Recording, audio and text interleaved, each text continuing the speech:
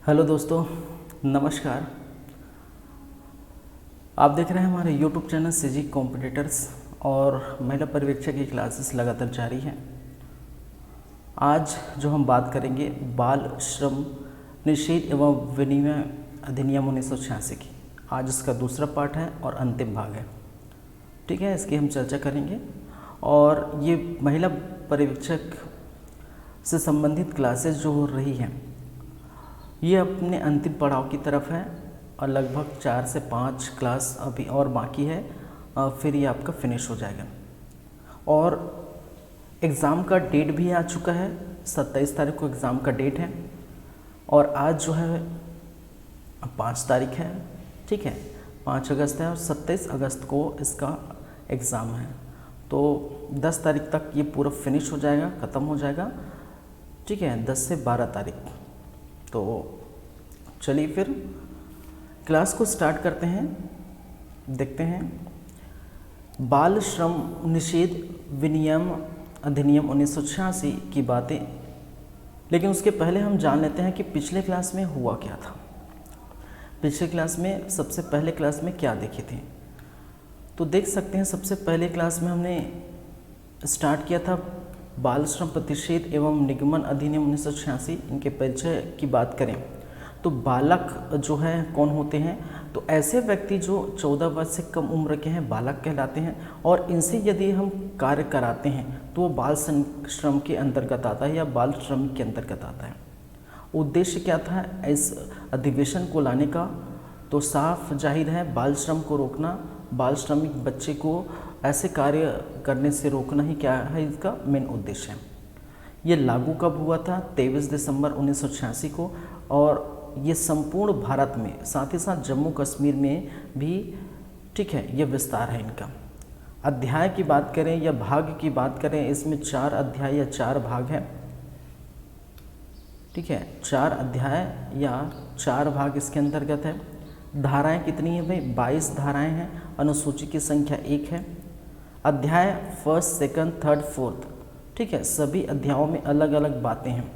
अध्याय 1 या भाग 1 में प्रारंभिक को बताया गया है और इसके अंतर्गत जो धारा है वो धारा नंबर 1 और धारा नंबर 2 है। ठीक है, धारा 1 और धारा 2 है। भाग 2 में प्रतिषेध की बात कही गई है, उस कार्य को रोकने की बात कही गई है। और ये इसमें कितनी धारा हैं? धारा नंबर 3, धारा नंबर 4, धारा नंबर 5। अध्याय 3 में कुछ परिस्थितियों पर बाल श्रम होंगे। वो कौन कौन सी परिस्थिति है वो बताया गया है धारा नंबर 6 से लेकर धारा नंबर 13 तक, 6 से लेकर 13 तक। और लास्ट अंतिम में आप प्रकरण देखेंगे या इसमें कुछ दंड का प्रावधान है। ठीक है, धारा नंबर 14 में दंड का प्रावधान है। ठीक है, 14 से लेकर 22 तक इनका विस्तार है, धारा नंबर 4। ठीक है, इसमें एक अनुसूची है और इस एक अनुसूची की बातें मैंने की थी। अनुसूची को 2 भाग में बांटा गया है, भाग का और भाग खा। भाग का उपजीविकाएं, भाग खा प्रतिक्रियाएं। ठीक है, भाग क में उन कार्यों को रखा गया है जिन पर प्रतिबंध लगना चाहिए। भाग ख में उस क्षेत्रों पर प्रतिबंध लगाया गया है जिस क्षेत्र में जोखिम भरा कार्य है। 15 प्रकार के हम लगभग 15 प्रकार के हम ऐसे कार्य देखे थे जो 14 वर्ष से कम आयु के बच्चे नहीं करेंगे और 57 प्रकार के ऐसे क्षेत्र देखे थे जिस पर प्रतिबंध लगाया गया है। ठीक है, तो ये बातें हुई थी। फिर एक एक करके हमने धाराएं देखे थे भी। धारा फर्स्ट में क्या था? संक्षिप्त नाम जैसा कि हमेशा रहता है, विस्तार एवं प्रारंभ। बाल श्रम प्रतिषेध निगमन अधिनियम 1986 का पूरा नाम है, संपूर्ण भारत में लागू हुआ है। ठीक है, इंक्लूडिंग जम्मू कश्मीर। 23 दिसंबर 1986 को ये प्रारंभ हो गया था। परिभाषाएं की बात की थी। ठीक है, विभिन्न प्रकार की परिभाषा देखे थे। बालक की परिभाषा है, दिन का परिभाषा, बहुत सारी परिभाषा जो आप ध्यान रख सकते हैं। धारा 3 में कुछ उपजीविका कार्यक्रमों में प्रतिक्रियाओं में बालकों के नियोजन पर प्रतिबंध। ठीक है, तो 3, 4, 5 क्या है? प्रतिबंध लगाना। ठीक है, और प्रतिबंध किस हिसाब से लगेगा? ठीक है, उसका आधार क्या है? अनुसूची का और ख के आधार पर। ठीक है, चलिए अनुसूची में संशोधन करने की शक्ति किनके पास होती है भाई?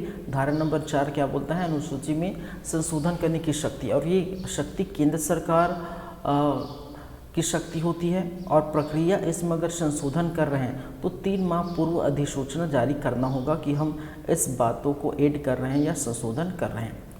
धारा नंबर 5 की बातें करें तो बालक श्रम तकनीकी सलाहकार शक्ति बोर्ड या समिति का गठन किया जाएगा। अनुसूची में संशोधन के लिए केंद्र सरकार को सलाह देने के लिए क्या की जाती है? ये इस समिति की गठन की गई थी, और इस समिति का जो गठन हुआ था, ठीक है, यह करेंगे या होगा, ये केंद्र सरकार द्वारा होगा। समिति में एक अध्यक्ष होंगे और लगभग मैक्सिमम सदस्यों की संख्या 10 होंगे। बैठक कभी भी बुला सकती है जब उसकी मर्जी हो, जब सरकार को ज़रूरत हो, ठीक है, तो समिति का बैठक बुला सकती है। और समिति बहुत सारे उप समिति जो है बना के कार्य भी कर सकती हैं। ये सब बातें हुई थी पिछले क्लास में, ठीक है। तो क्लियर है था पिछले वाली बातें, पिछले क्लास वाली बातें। और इस क्लास में हम जो बातें करेंगे वो किससे संबंधित होगा? अब धारा नंबर 6 से लेकर धारा नंबर 22। और अब पढ़ेंगे भाग 3, ठीक है। क्या पढ़ेंगे भाई? भाग 3।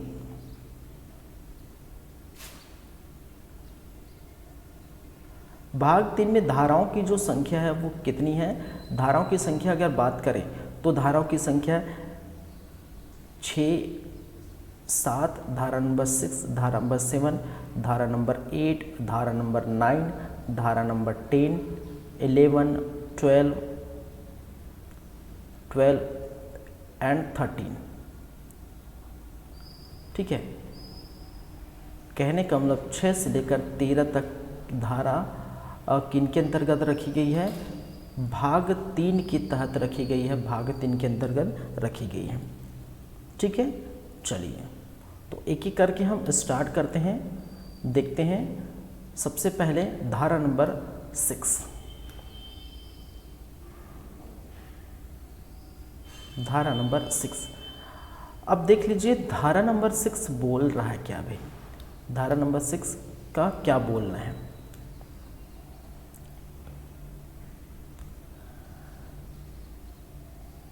चलिए, एक्चुअली टोन ही प्रथा वाला अपलोड हो गया है, जस्ट 1 मिनट वेट करिए। हम पढ़ रहे हैं बाल श्रम भाई, गलती से अपलोड हो गया है।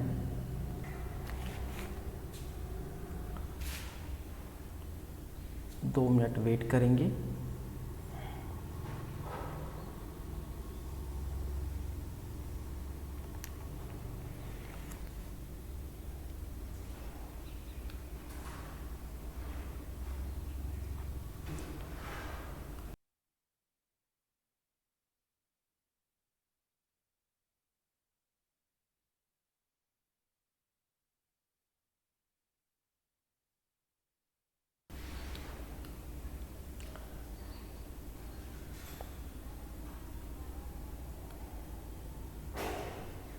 चलिए, आपको दिखाई दे रहा होगा धारा नंबर 6 भाग नंबर 3।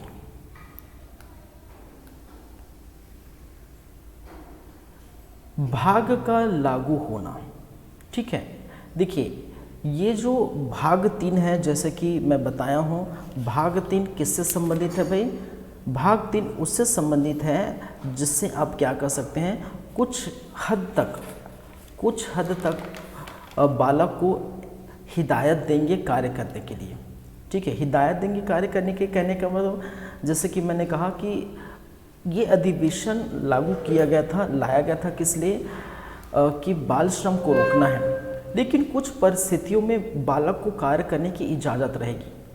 जैसे कि मैंने बताया कि जो घर से बेघर है, या बोल सकते हैं कि जिनके अभिभावक नहीं हैं, माता पिता नहीं हैं, तो अपनी आजीविका चलाने के लिए कुछ ना कुछ तो काम करना पड़ेगा बच्चों को। तो ऐसे बच्चों को क्या करेंगे, ठीक है, ऐसे बच्चों के लिए क्या रहेगा, इजाज़त रहेगा कि वो कुछ कार्य कर सकते हैं। और वो कुछ कार्य कौन कौन से कार्य होंगे, जो अनुसूची 1 के ख और अनुसूची जो अनुसूची 1 अनुसूची है, तो अनुसूची भाग क और अनुसूची भाग ख जो लिस्ट मैंने बताया है, जो सूची मैंने बताया है, उन सूचियों में से हटा दिया जाए, उन सूचियों को हटा दिया जाए तो जो भी कार्य होंगे वो कार्य कर सकते हैं कौन, बालक। ठीक है, चलिए, तो वही है, क्या काम है, भाग का लागू होना। धारा 6 क्या बोलता है, भाग का लागू होना, लागू होना। ठीक है, कहने का मतलब है कि किन कार्यों में या फिर बोल सकते हैं कि किन कार्यों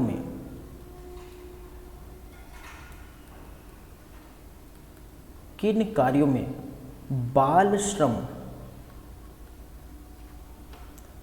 हो सकता है, किन कार्यों में बाल श्रम हो सकता है। ठीक है, ये क्या कहा गया है, धारा नंबर 6। तो किन कार्यों में हो सकते हैं, कौन कौन से कार्यों में हो सकता है, तो मैंने अभी जस्ट बताया किस कार्य में हो सकते हैं भाई, कि जो अनुसूची है, अनुसूची के भाग का और भाग का और ख क्या था भाई, कि किस प्रकार के कार्य नहीं कर सकते, किस प्रकार के कार्यों पर प्रतिबंध है, ये मैंने बताया था, कार्यों पर प्रतिबंध है। और भाग ख क्या बताता है कि किस प्रकार के क्षेत्र में किस प्रकार के क्षेत्रों पर जो है प्रतिबंध है। 14 वर्ष से कम उम्र के बच्चों का कार्य करना, किस प्रकार के कार्यों पर प्रतिबंध लगाया गया है और किस प्रकार के क्षेत्रों पर प्रतिबंध लगाया गया है, ये कौन कहता है, अनुसूची कहता है। और अनुसूची के 2 भाग हैं, इन दोनों को छोड़ दिया जाए। ठीक है, जैसे कि मैंने बताया, यहाँ पर लगभग 15 प्रकार के कार्यों का वर्णन किया गया है, सूची दिखाई गई है, बताया गया है, और इसमें लगभग 57 प्रकार के लगभग क्या दिया गया है, क्षेत्र को बताया गया है, क्षेत्र की सूची दी गई है, जिसके अंतर्गत बालक कार्य नहीं कर सकते। ठीक है, तो भाग क और ख को छोड़कर, ठीक है, तो हम इसको लिख सकते हैं कि अनुसूची के भाग क एवं भाग ख को छोड़कर सभी कार्य हो सकते हैं, सभी कार्य, ठीक है, बाल श्रम हो सकते हैं, सभी कार्य हो सकते हैं। ठीक है, तो यही लिखा है, आप देख सकते हैं कि इस भाग में उपबंध ऐसे स्थापनीय स्थानों की वर्ग को लागू होगी जिसमें धारा 3 में निर्दिष्ट उपजीविकाओं या प्रक्रियाओं को कोई नहीं किया जाती। ठीक, प्रक्रियाओं में से कोई नहीं की जाती। ठीक है, तो वही बोलना है, कहने का मतलब है कि अनुसूची के भाग क और ख को छोड़कर सभी कार्य होंगे, ये याद रखेंगे। ठीक है, चलिए, अब देखिए, अब यदि ऐसा होता है कि भाई साहब कि कोई बाल श्रम हमने रखे, अनुसूची क और ख को छोड़कर अन्य जो कार्य हैं, उन कार्यों के लिए अगर हम बाल श्रम रखें तो उनके लिए क्या क्या प्रावधान है। जैसे कि यहाँ पर अगर बातें करें तो धारा नंबर 7 क्या बोलता है, काम अगर कर रहे हैं, बाल श्रम कर रहे हैं, तो उसके लिए काम के घंटे और कालावधि जो है निर्धारित होगा। ठीक है, कहने का मतलब है धारा 7 क्या बोलता है भाई, धारा 7 का क्या बोलना है कि बाल श्रम में ठीक है क्या निर्धारित होगा, समय एवं समय एवं कालावधि निर्धारित होगा। क्या होगा? निर्धारित होगा। ठीक है, इसका मतलब क्या है कि अगर जिस बालक को, जो 14 वर्ष से कम उम्र के बालक है, जिसको हम कहीं पर रखे हैं, किसी काम पर रखे हैं, मान के चलिए कोई होटल में रखे हैं, ठीक है, या कहीं भी रखे हैं, तो उसमें क्या क्या उसका क्या क्या समय होगा, क्या कालावधि होगी, वो हम बातें करें। तो याद रखिए, इसमें कुछ कुछ पॉइंट्स हैं जो याद रख सकते हैं। एक पॉइंट कि एक माह में, ठीक है, या हम बोल सकते हैं एक माह की बात नहीं करेंगे, एक दिन की बात करेंगे। अधिकतम 6 घंटे, अधिकतम 6 घंटे की क्या होगी? सेवा होगी या कार्य होगा। अधिकतम 6 घंटे की कार्य होगी या होगा, ठीक है। तो अधिकतम उस बालक से, जिस बालक को हम रखे हैं किसी काम के लिए, ठीक है, और उससे हम कितना काम करा सकते हैं भाई? केवल और केवल 6 घंटे मैक्सिमम करा सकते हैं, 6 घंटे के बाहर हम करा नहीं सकते। ठीक है, ये नियम है, ये अधिवेशन का जो है नियम है, याद रखेंगे। और इस 6 घंटे में याद रखेंगे, इस 6 घंटे में जो है आपका कार्य तो ऐड रहेगा, साथ ही साथ विश्राम भी ऐड रहेगा। ठीक है, विश्राम 6 घंटे कार्य तो रहेगा और साथ ही साथ 6 घंटे के अंतर्गत, ठीक है, कार्य के साथ विश्राम भी ऐड होगा। ठीक है, जैसे काम कर रहे हैं कोई बालक और बीच में रेस्ट करने का मौका देंगे। ठीक है भाई, रेस्ट करें, कंटिन्यू तो कोई कर ही नहीं सकता ना। कोई भी व्यक्ति, चाहे मैं हूँ, आप हो, कोई भी हो, कंटिन्यू कोई भी कार्य नहीं कर सकता। कम से कम खाने के समय या खाने के बाद जो है रेस्ट होता है और होना चाहिए, तो विश्राम का समय है। ठीक है, तो विश्राम और कार्य दोनों मिला के क्या होगा? 6 घंटे का कार्य होगा, ये याद रखेंगे। दूसरी बातें कि एक बार में अधिकतम कार्य कितनी होनी चाहिए भाई? एक बार में अधिकतम कार्य कितनी होनी चाहिए? 3 घंटे होनी चाहिए। ठीक है, 3 आवर होनी चाहिए। कितनी होनी चाहिए? 3 आवर होनी चाहिए, 3 घंटे होनी चाहिए। जो कंटिन्यू अगर हम काम कर रहे हैं तो कंटिन्यूसली जो है, एक बार में अधिकतम कहने का मतलब कंटिन्यू। ठीक है, एक बार में अधिकतम कहने का मतलब है कि कंटिन्यू कार्य जो है वो क्या होगा भाई? कंटिन्यू कार्य क्या होगा? वो अधिकतम 3 घंटे होगा कंटिन्यू। उनके बाद आप क्या करेंगे? जो रेस्ट होगा, याद रखिए, जो विश्राम होगा या रेस्ट होगा, विश्राम का समय कितना होना चाहिए? याद रखिए, विश्राम का समय 1 आवर या 1 घंटे की होनी चाहिए, ये भी याद रखेंगे। तो इसका मतलब क्या है? 6 घंटे का कार्य है तो 3 घंटा आप कंटिन्यू कराइए काम। ठीक है, मैक्सिमम 3 घंटा, आप हो सकते हैं 2 घंटा भी कराइए। ठीक है, उसके बाद आप 1 घंटा का रेस्ट दीजिए। ठीक है, फिर कंटिन्यू जितना 6 घंटे का आवर, जैसे मैंने कहा 3 घंटे कंटिन्यू कराइए, 1 घंटे आप रेस्ट दीजिए, 4 घंटे हो गए।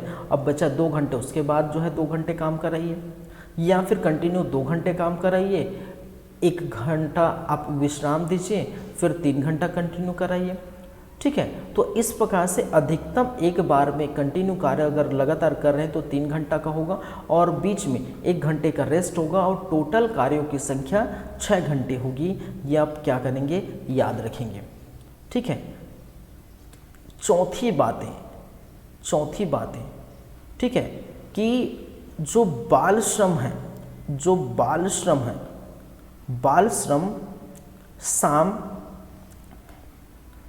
बाल श्रम जो है शाम 7 बजे से ठीक है, 7 बजे से सुबह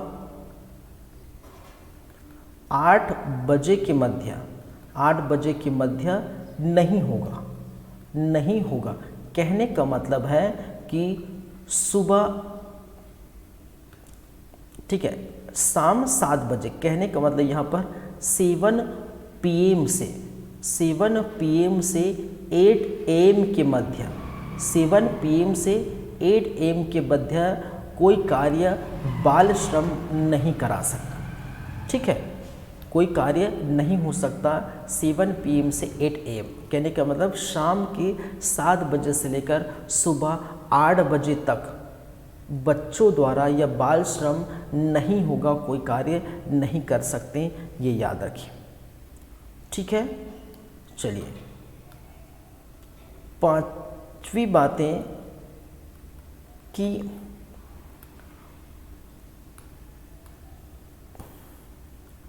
ओवर टाइम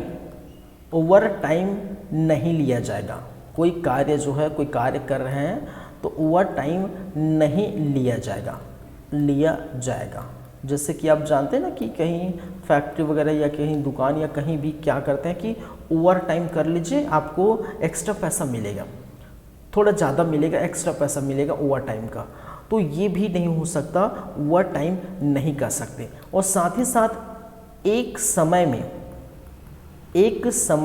या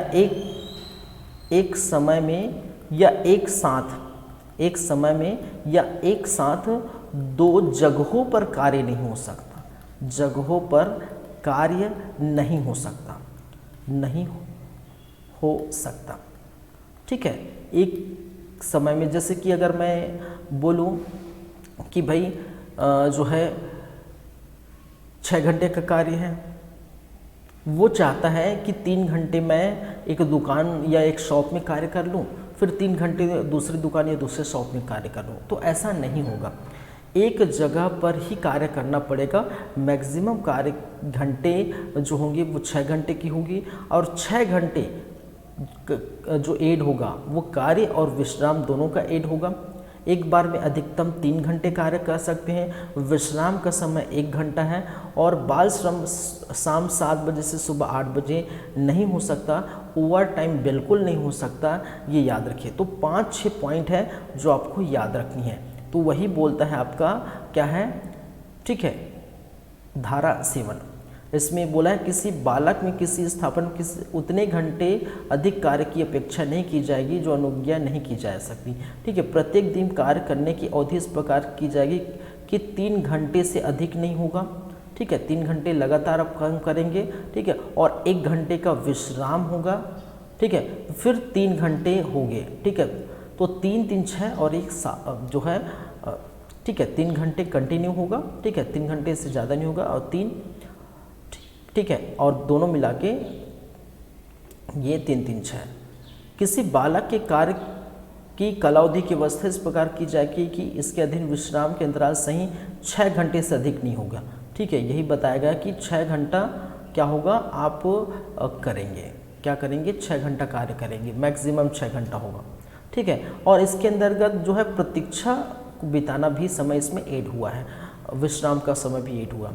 ये भी कहा गया है कि शाम 7 बजे से सुबह 8 बजे के मध्य ये कार्य नहीं होगा। ठीक है, चलिए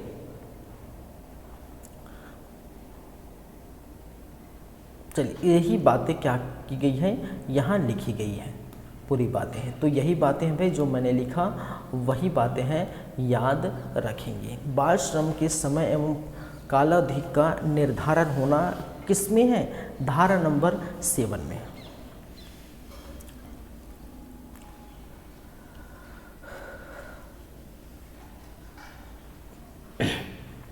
चलिए कंटिन्यू करते हैं, आगे बढ़ते हैं। नेक्स्ट है धारा नंबर 8। क्या है, धारा नंबर 8। और धारा नंबर 8 क्या बोल रहा है, ये आप देख सकते हैं। साप्ताहिक अवकाश दिन, छुट्टी की बात कही गई है। सबको मिलती है भाई, किसी को संडे को मिलता है, गवर्नमेंट जॉब वालों को तो फिर संडे को ही मिलेगा। प्राइवेट सेक्टर या प्राइवेट जॉब वालों को तो है वो ट्यूसडे भी हो सकता है, वेडनेसडे भी हो सकता है, थर्सडे फ्राइडे कोई भी दिन हो सकता है। ठीक है, तो छुट्टी के दिन की बात कही गई है, तो साप्ताहिक अवकाश दिन।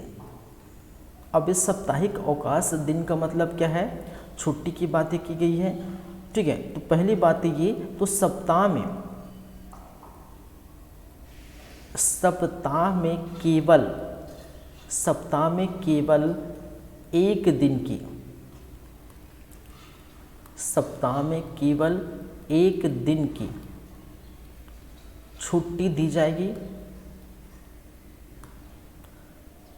या अवकाश दिया जाएगा, अवकाश देना होगा या दिया जाएगा या देना होगा, ठीक है। सप्ताह में केवल एक दिन क्या होगा, अवकाश होगा, एक दिन छुट्टी देना होगा, ठीक है। आपकी मर्जी, ठीक है। आप 2 भी दिन दे सकते हैं, ठीक है। 2 भी दिन तो होता ही नहीं भाई, देते नहीं, क्यों देंगे, एक ही दिन होगा। चलिए, तो सप्ताह में केवल एक ही दिन अवकाश दिया जाएगा और ये अवकाश पहले से डिसाइड होगा। अवकाश का दिन पहले से ही डिसाइड होगा, पहले से बता दिया जाएगा। जैसे कि मान के चलिए कि एक हफ्ता काम करिए, बीच में लगता है कि गुरुवार, शुक्रवार या शनिवार या रविवार, किसी एक दिन को आप डिसाइड कर लीजिए कि इस दिन मुझे छुट्टी देना है इस बच्चे को। जैसे गुरुवार को दिए तो गुरुवार को आप दे दीजिए, ठीक है। लेकिन उसके पहले उसको बताना होगा कि आपका जो वीक ऑफ रहेगा वो कब रहेगा, गुरुवार को रहेगा, ठीक है। आपका वीक ऑफ रहेगा जो है गुरुवार को रहेगा। लेकिन किसी भी समय ऐसा हो सकता है कि गुरुवार के दिन कोई ज़्यादा काम हो, ठीक है, या कोई ऐसे कार्य कर रहे हैं कि गुरुवार को ज़्यादा कार्य करना पड़ता है, ठीक है। तो उस दिन हटा के आप शुक्रवार को कर सकते हैं, लेकिन उसके पहले आपको बताना होगा कि किस दिन आप उसको एक हफ्ते में छुट्टी दें।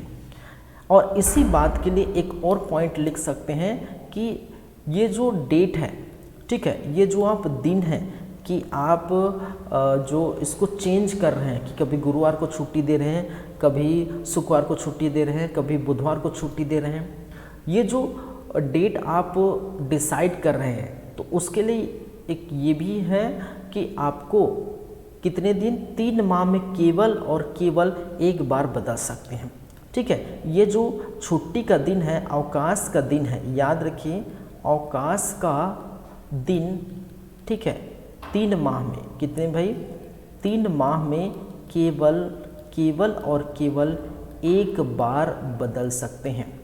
एक बार क्या कर सकते हैं, बदल सकते हैं, बदला जा सकता है, एक बार बदल सकते हैं, ठीक है। तो जैसे कि मैंने कहा कि गुरुवार को छुट्टी है, तो उन्होंने डिसाइड किया कि भाई गुरुवार को ज़्यादा काम होने वाला है इस बार, तो शुक्रवार को छुट्टी दे देंगे, ठीक है। तो ये जो वाली बातें हैं वो केवल 3 माह में एक बार आप चेंज कर सकते हैं और उसको बताना होगा पहले से कि इस हफ्ता इस दिन आपकी छुट्टी है, ठीक है।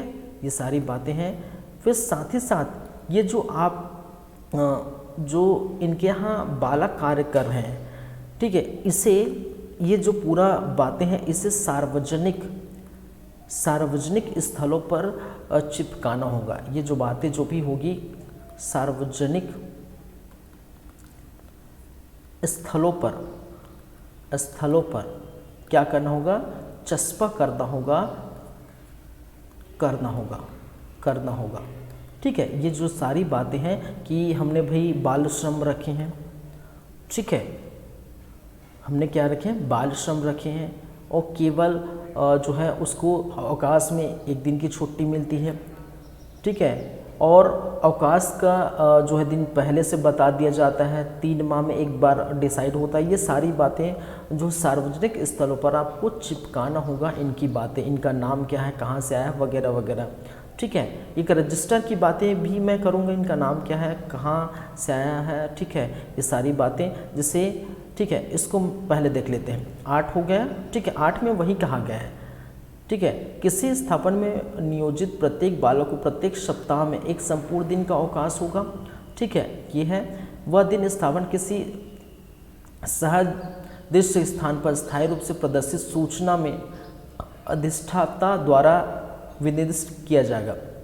ये अधिष्ठाता का मतलब क्या है? इसका मतलब ये है कि ये जिसके यहाँ कार्य कर रहे हैं, जो बॉस होगा, ठीक है, जो मालिक होगा, जिसके यहाँ कार्य कर रहे हैं उसकी बात करें है अधिष्ठाता द्वारा विनिर्दिष्ट किया जाएगा। और इस प्रकार विनिर्दिष्ट किए गए दिन में उस अधिष्ठाता द्वारा 3 माह में केवल एक बार से अधिक परिवर्तन नहीं किया जा सकता। वही बातें मैंने किया, ठीक है।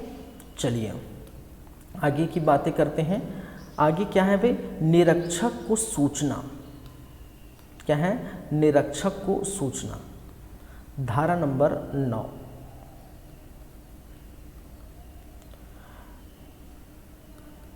निरीक्षक को सूचना की बात कही गई है। अब सूचना किस प्रकार की सूचना? कि भाई अधिवेशन में ये कहा गया है कि बाल श्रम को रोकना है। यही कहा गया है ना, अधिवेशन में क्या कहा गया कि बाल श्रम को रोकना। 3, 4, 5 की धारा में यही कहा गया कि बाल श्रम को रोका जाए, रोकने का प्रतिषेध लाया है, ठीक है, निषेध लाया है, अधिवेशन लाया है। अब यहाँ पर बालक द्वारा कार्य किया जा रहा है, कार्य हो रहा है, तो उसके लिए क्या करना पड़ेगा? जो अधिष्ठाता है, जो यह कहने का मतलब जो मालिक है, जो बॉस है, उनको बताना होगा, ठीक है। किनको बताना होगा? उस मालिक को बताना होगा। किसको बताएंगे? वो निरीक्षक को बताएंगे। और किस निरीक्षक को बताएंगे?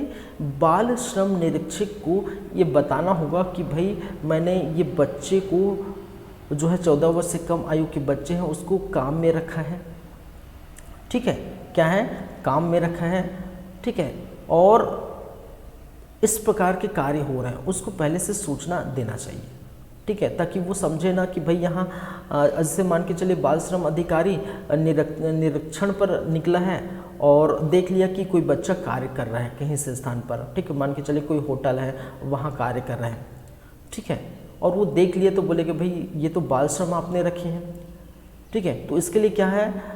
तो उसके लिए पहले से ही उनको बता दिया जाएगा कि मैंने बाल श्रम जो रखे हैं इस कार्य के लिए और इनकी मजबूरी है इसलिए रखा है। इनके माता पिता नहीं है, ये अभिभावक नहीं है, तो इनकी आजीविका चलाने के लिए वो यहाँ पर कार्य कर रहे हैं, ठीक है। चलिए तो याद रखेंगे निरीक्षक को सूचना।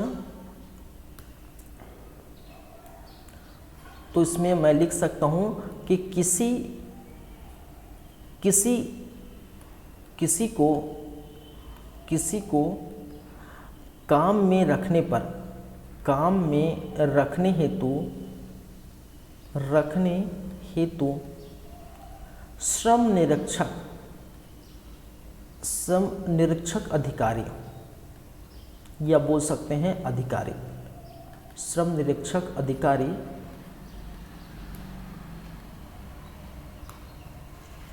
जो अधिकारी हैं को सूचना देना होगा। को क्या करना होगा? सूचना देना होगा कि मैंने ये बच्चे को रखा है,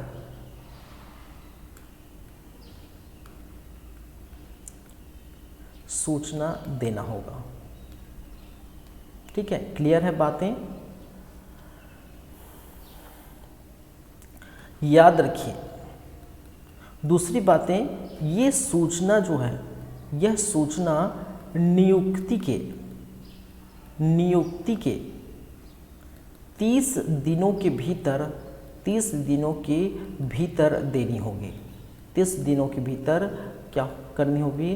देनी होगी, ठीक है। कि भाई मैंने क्या रखा है? बाल श्रम रखा है, बालक को रखा है, बच्चे को रखा है काम के लिए, इस काम के लिए, वो सूचना तो देनी होगी। लेकिन जो सूचना देंगे आप बाल श्रम निरीक्षक को उस बालक के सूचना, तो ये जो सूचना देनी है वो 30 दिन के भीतर देनी हुई नियुक्ति के, ठीक है। नियुक्ति जैसे होगी, मान के चलिए नियुक्ति हो गए आपको अगस्त में, 5 अगस्त को नियुक्ति हो गए, ठीक है। तो 30 अगस्त या जो है उसके आसपास, ठीक है, तो आप क्या करना है? सूचना देंगे। तो इस प्रकार से 30 दिनों के भीतर, मैक्सिमम 30 दिन। चलिए ठीक है, तो धारा नंबर 9 है। धारा नंबर 10 पर चलते हैं। धारा नंबर 10 क्या बोलता है भाई? धारा नंबर 10 का बोलना है कि आयु के बारे में विवाद है। आयु के बारे में विवाद की बात की गई है।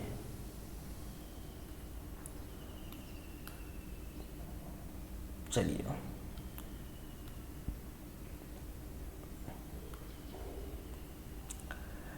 धारा नंबर 10 पढ़िए, क्या बोला है?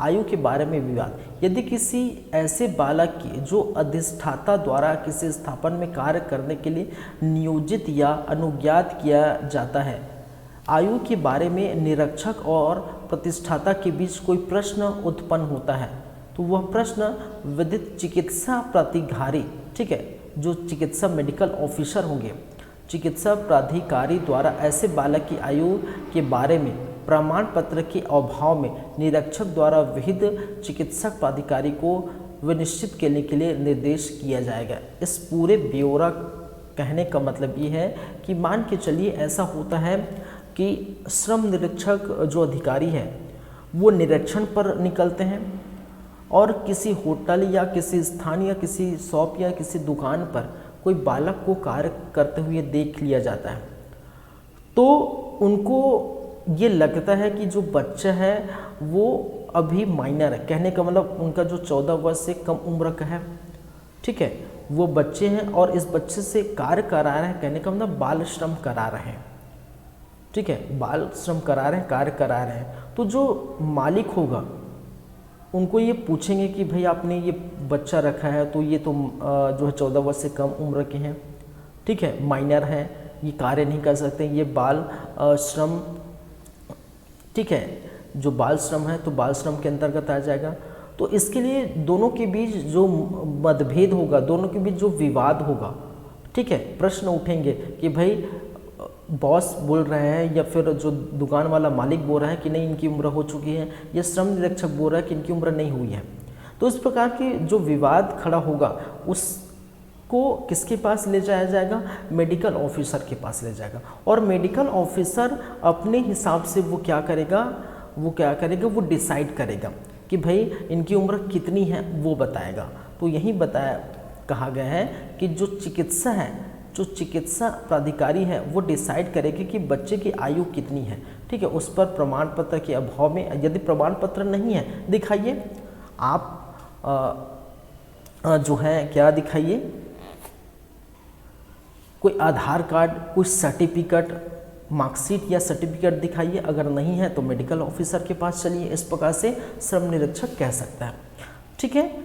चलिए, तो यही बातें हैं। तो मैं एक लाइन में इसको बोल सकता हूँ कि बच्चे के आयु के विवाद में मेडिकल ऑफिसर या मेडिकल सर्टिफिकेट,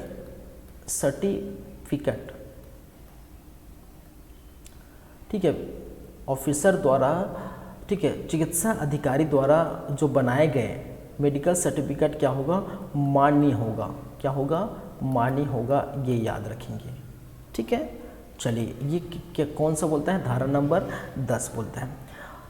अब बात करते हैं धारा नंबर 11 की। क्या है भाई? धारा नंबर 11। धारा नंबर 11 क्या है भाई? धारा नंबर 11 है रजिस्टर का रखा जाना। रजिस्टर का रखा जाना।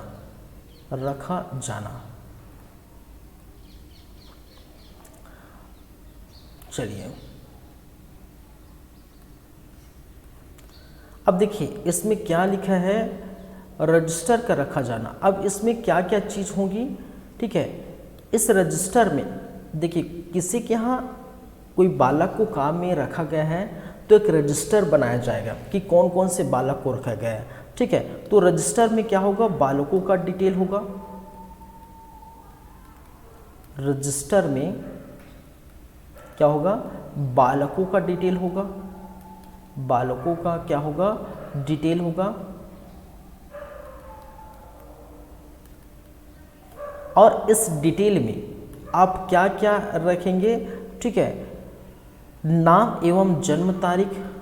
इस डिटेल में नाम एवं क्या होगा, जन्म तारीख होगा, जन्म तारीख होगा, ठीक है, कि भाई वो उसका नाम क्या है जिस बालक को हम रखे हैं, ठीक है, कौन कौन से बालक रखे हैं, ठीक है, उसका नाम क्या है, उनकी जन्म तारीख, ठीक है, वो कहाँ से आया है, उनका एड्रेस वगैरह पूरा हम क्या करेंगे, रखेंगे किसमें, रजिस्टर में। कौन रखेगा, ये जो कार्य कराने वाला जो मालिक है वो। फिर साथ ही साथ काम की कालावधि व अवकाश भी लिखा होगा। क्या होगा, लिखा होगा। तो इसको क्या काम करा रहे हैं, कितने घंटे का काम करा रहे हैं, किस समय इनको छुट्टी दी जाती है, किस समय इसको जो लंच दिया जाता है, पूरा ब्यौरा क्या है रजिस्टर में ये लिखनी होगी, ठीक है। तो ये क्या कहा गया, रजिस्टर रखना होगा, ठीक है, बालकों का संबंधित जो है डिटेल रखनी होगी, कितने घंटे काम कर रहे हैं, काम के इस प्रकार के नियोजन अनुज्ञान किए गए बालक का नाम उसमें दर्ज होगा और उसकी जन्म तारीख इसमें दर्ज की जाएगी। किसी ऐसे बालक के काम के घंटे और कालावधि और विश्राम के समय के अंतराल का वह हकदार होगा, वो भी लिखना होगा। किसी ऐसे बालक के काम की प्रवृत्ति और ऐसी अन्य विशिष्टताएं जो विहित हो वो आप लिख सकते हैं, लिखना होगा, ठीक है। क्लियर है चीज़ें, चलिए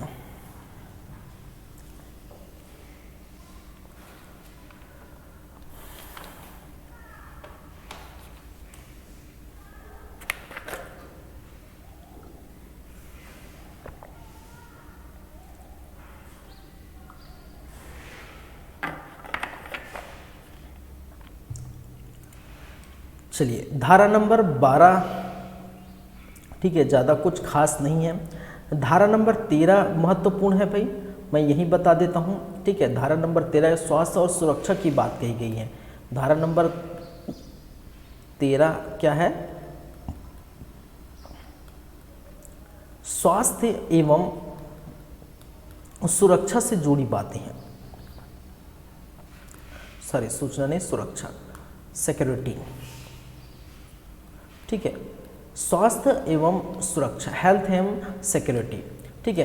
तो स्वास्थ्य एवं सुरक्षा की बातें हैं, तो भाई जहाँ पर जो बालक रख रहे हैं, जिस बालक को हम जिस काम के लिए रख रहे हैं, उनकी जो है स्वास्थ्य कैसी होनी चाहिए, किस प्रकार की होनी चाहिए, अच्छी किस प्रकार से होनी चाहिए और किस प्रकार से उनको सुरक्षित करने चाहिए, ये पूरा ब्यौरा दिया गया है, ठीक है। तो यहाँ पढ़ सकते हैं, यहाँ पर जो है काम के स्थल में सफाई होनी चाहिए, ठीक है, अपशिष्ट और बहिष्ट का वैन होना चाहिए, समातन और तापमान, धूल और धूम, कृत्रिम नमीकरण, प्रकाश, पीने का पानी, शौचालय, मूत्रालय, थूकदान, मशीनरी जो है बाल लगाना, मशीनरी के गतिमान होने पर उस पर या उनके निकट काम, खतरनाक मशीनों पर बालकों का नियोजन करने का अनुरोध, खतरनाक मशीनों पर बालकों के नियोजन के संबंध में अनुदेश, प्रशिक्षण और पर्यवेक्षण, बिजली काटने के लिए नियुक्ति, ये आदि जो है जो सुरक्षा और जो है मेडिकल से संबंधित है, ठीक है। स्वक्रिय मशीन, नई मशीनों का सुकरण, फर्श, सीढ़ियाँ और जो है और पहुँचने के साधन, गर्त, चौबच्चे, फर्शों में विवर आदि, अत्यधिक वजन, आँखों का संरक्षण, विस्फोट या ज्वलनशील धूप, गैस, आग लगने की दशा में पूर्व सावधानी, ठीक है, भवनों का अनुरक्षण और भवनों और मशीनों की सुरक्षा, इस प्रकार की जो है सिक्योरिटी और इनकी हेल्थ से संबंधित चीज़ें जो है, खाने पीने का, कहाँ रह रहे हैं, ठीक है। सिक्योरिटी कहने को ना कि खतरनाक जैसी चीज़ है, जैसे भी मशीन वगैरह खतरनाक चीज़ है, उस जगह पर बच्चे को नहीं रखना, वैसे काम नहीं कराना, ठीक है, उस बच्चे को इस प्रकार का काम नहीं कराना, ज्वलनशील पदार्थ, विस्फोटक पदार्थ वाले स्थान पर काम नहीं कराना, इससे बच्चे की सिक्योरिटी जो है की जाएगी। स्वास्थ्य संबंधित बातें जैसे पानी, पीने का पानी जो है साफ़ सुथरा रहना, जहाँ रह रहे वहाँ साफ़ सुथरा रहना, ठीक है। तापमान जो है उस हिसाब से रखना, तापमान धूल धूप वगैरह नहीं पड़ना, ठीक है। जो है टॉयलेट और वॉशरूम वगैरह सब पूरा क्लीन हो रहा, तो ये सारी बातें हैं सुरक्षा को लेकर, हेल्थ और सुरक्षा को लेकर, ठीक है। ये कहाँ कहा गया है भाई, ये कहा गया है धारा नंबर 13 में, ठीक है। किसमें? धारा नंबर 13 में। तो ये याद रखेंगी। चलिए इसके बाद हम चलते हैं भाग 4, और हमारा ये है अंतिम भाग है। क्या है? भाग 4। भाग 4 में जो महत्वपूर्ण है,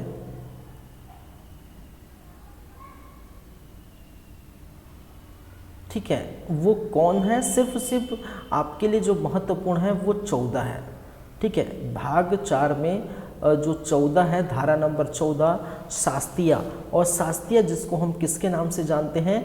दंड के नाम से जानते हैं। शास्त्रीय का कहने का मतलब है दंड का प्रावधान। क्या है? दंड का प्रावधान को हम क्या कहते हैं? शास्त्रीय। ठीक है भाई। तो देखिए इसको मैं अगर बात करूं, धारा नंबर 14 धारा नंबर 14 या धारा नंबर 14, इसको मैं लिख सकता हूं शास्त्रीय,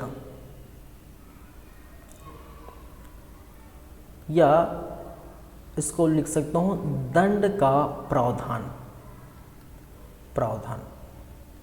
कि जितने भी हमने देखे हैं वो कार्य नहीं होता, ठीक है, तो उसके लिए क्या है?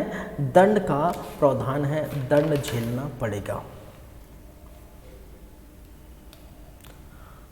तो बाल श्रम रखने हेतु, बाल श्रम रखने के लिए क्या है? दंड है। और क्या क्या दंड है, ठीक है, वो आप देखेंगे। चलिए, तो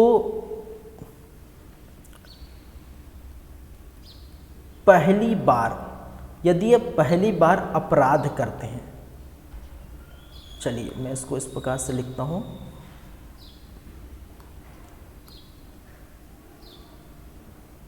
धारा 3 के अधीन अपराध, और ये अपराध क्या होता है? पहली बार किया जाता है, ठीक है। क्या होता है? अपराध पहली बार किया जाता है, तो उसके लिए जो दंड होगा, ठीक है, उसके लिए दंड होगा, उसके लिए क्या होगा? एक तो कारावास होगा, याद रखेंगे, क्या होगा भाई? कारावास होगा। और कारावास जो है कितने का होगा? 1 वर्ष का होगा, याद रखेंगे। और जो जुर्माने की राशि होगी, जुर्माना भी उनको भोगना होगा, वो 10,000 से लेकर लगभग, ठीक है, मिनिमम कितनी होगी? 10,000 होगी, और मैक्सिमम जो होगा वो 20,000 तक हो सकती है, ठीक है। एवं क्या होगा? जुर्माना, ठीक है। कारावास और जुर्माना दोनों होगा, और कारावास 1 वर्ष का होगा, और जुर्माना 10,000 से लेके 20,000 तक हो सकती है, ठीक है। यहाँ पर लिखा गया है, ठीक है, ये जो है 1 वर्ष तक होगी, कारावास कितना है? 1 वर्ष होगी, और जुर्माना 10,000 रुपये, कम से कम 10,000 रुपये होगी, और जो है अधिकतम 20,000 हो सकती है, या दोनों से दंडनीय है, ये भी याद रखिए, या दोनों, ठीक है, या दोनों से दंडनीय है, ठीक है। तो ये भी याद रखिए, 10,000 रुपये जुर्माना, 10 से 20,000, या कारावास 1 वर्ष का, या दोनों से दंडनीय है। यह पहली बार अपराध आप करते हैं। यदि आप दूसरी बार अपराध करते हैं, कहने का मतलब अपराध को दोहराते हैं, ठीक है, कि आपने भाई अपराध कर दिया, पहली बार में अपराध कर दिया, और आपको 1 वर्ष का कारावास हो गया, और ये जुर्माना भी भोग के आ गए, समय बीत गए, 2-4 साल हो गए, फिर आपने वही अपराध दोहरा दिया, फिर उसके बाद जो होगा वो फिर क्या होगा? फिर जुर्माना, ठीक है। कारावास आपको देखने को मिलेगा कितना? 3 माह से लेकर मैक्सिमम जो है कितने वर्ष का रहेगा? 2 वर्ष का क्या होगा? कारावास आपको भोगना पड़ेगा, ठीक है। क्या होगा, 2 वर्ष का कारावास। तो यहाँ पर लिखा है कोई जो है जब कोई धारा 3 के अधीन किसी अपराध का सिद्ध दोष ठहराया जाएगा और तत्पश्चात वैसा ही अपराध करेगा, कहने का मतलब है अपराध को दोहराया जाएगा। एक बार अपराध कर चुका है और दूसरी बार उस चीज़ को दोहराएगा तो वह कारावास में जिसकी अवधि मिनिमम कितनी होगी, 6 माह की होगी और मैक्सिमम कितना होगा भाई, 2 वर्ष से दंडनीय होगा, ये कहा गया है। ठीक है, ये क्या है, कहा गया है, याद रखेंगे। चलिए, यदि ऐसा होता है कि नियमों का पालन नहीं किया जा सकता, जो नियम, बहुत सारे नियम बताएं, नियमों का विफल होना, यदि नियम का पालन नहीं करते, नियम विफल हो जाते हैं तो उसके लिए जो कारावास होगा, वो कितने का रहेगा भाई, ये 1 माह का रहेगा। और जो जुर्माना होगा, याद रखेंगे, जो जुर्माना होगा वो 10,000 तक हो सकता है या दोनों हो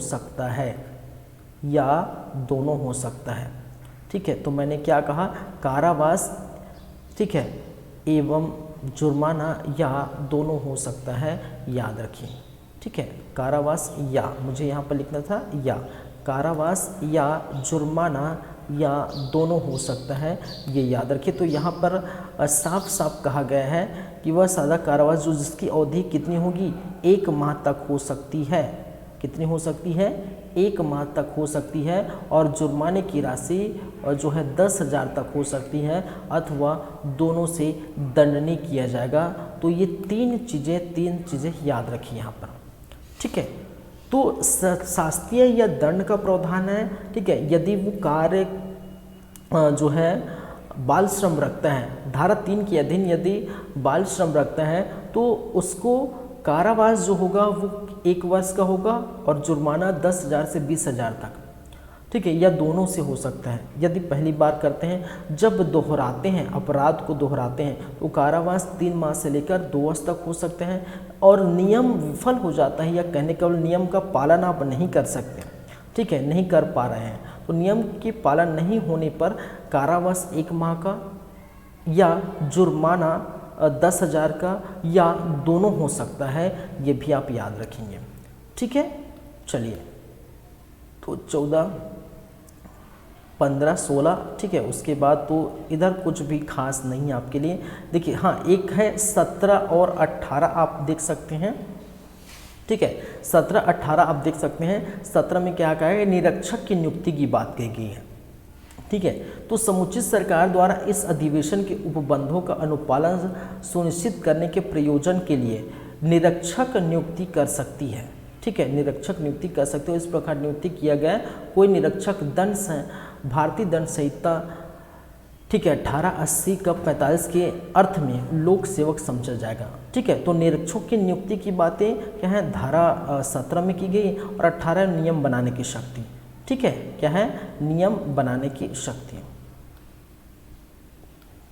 चलिए, तो इस 17 याद रखिए, 18 याद रखिए, नियम बनाने की शक्ति। समुचित सरकार इस अधिनियम के उपबंधों को कार्यान्वित करने के लिए राजपत्र में अधिसूचना द्वारा और पूर्व प्रकाशन की शर्तों के अधीन रखते हुए नियम बना सकती है। ठीक है, तो बाल श्रम तकनीकी सलाहकार की समिति अध्यक्ष पदावधि, ये सारी बातें, ठीक है, आप पढ़ सकते हैं, पढ़ लीजिए, उतना खास नहीं है एग्जाम पॉइंट ऑफ व्यू के लिए। आप बस इतना याद रखिए, नियम बनाने की शक्ति 18 में है, निरीक्षक की नियुक्ति 17 में है, याद रखेंगे। और क्या याद रख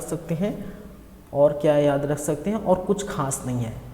ठीक है, यहाँ आप पढ़ लीजिए, पढ़ना चाहते हैं तो, जो है उतना खास नहीं है भाई इधर, क्योंकि मैं बार बार बोल रहा हूँ आपको, आप कितना याद करेंगे। ठीक है, आप कितना याद रखेंगे, क्योंकि बहुत सारे धाराएं हम पढ़ रहे हैं, पढ़ना होगा। इसके बाद जैसे ये श्रम निरीक्षक खत्म हो जाए, जो है बाल श्रम जो है अधिवेशन ये खत्म हो जाएगा, अधिनियम, बाल श्रमिक जो अधिनियम है वो यदि ख़त्म हो जाता है तो उसके बाद हमारे पास जो बाकी है घरेलू हिंसा से संबंधित अधिनियम 2005 रहेगा। और फिर राज्य आयोग जो है वो रहेगा, फिर बाल संरक्षण अधिनियम रहेगा। 2-4 क्या क्या बचा है वो थोड़ा देखें क्या। हमारे पास यदि हम बात करें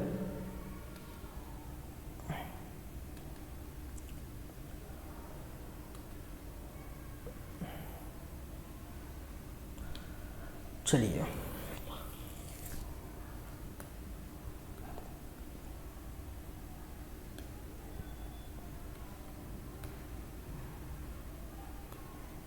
ये सिलेबस है, ठीक है, ये हमारा सिलेबस है किसका भाई, महिला पर्यवेक्षक का सिलेबस। और महिला पर्यवेक्षक के सिलेबस में क्या क्या प्रावधान था जिसको हम पढ़ चुके हैं और पढ़ना है, तो देख सकते हैं।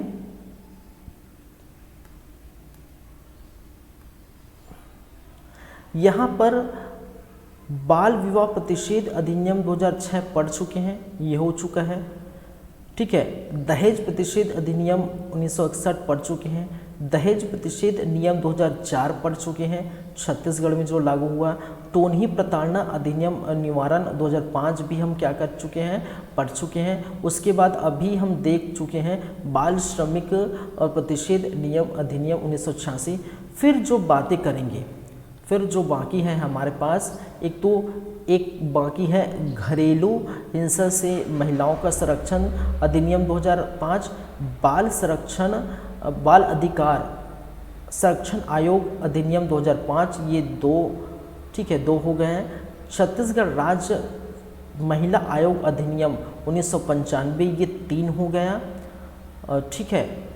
आपका फिर कार्यस्थल पर महिलाओं का लैंगिक उत्पीड़न निवारण प्रतिषेध और प्रतिशोध अधिनियम 2013, तो ये 4 हो गए, ठीक है। किशोर न्याय बालकों के देखरेख और संरक्षण अधिनियम 2015, तो ये हो गए 5 हो गए, ठीक है। शोषण जो है 2000, हाँ यही है। तो 5 चीज़ें अभी बाकी हैं हमारे पास, ठीक है। और कितनी हो चुकी है, एक बाल विवाह हो चुका है, 1 दहेज, 2 दहेज में ये 3, टोनही प्रताड़ना 4, बाल श्रमिक 5, तो 5 हो चुके हैं हमारे पास और 5 बाकी हैं, ठीक है। 5 हो चुके हैं और कितने बाकी हैं, 5 बाकी हैं। तो ये मान के चलिए 5 दूनी 10 क्लास, अगर 2-2 क्लास हम लेके चलते हैं, एक मोटा मोटी पकड़ते हैं, तो 5 दूनी 10 क्लास, ठीक है। तो 10 क्लास अभी एक तरह से बाकी है आपका, ठीक है। चलिए, तो ये हफ्ते भर में ये हो जाएगा आपका 10-12 तारीख तक। अब समझिए 12 से 15 बहुत मैक्सिमम जाएगा, तो 15 और 27 को एग्ज़ाम है, तो ये हो जाएगा, ठीक है। चलिए,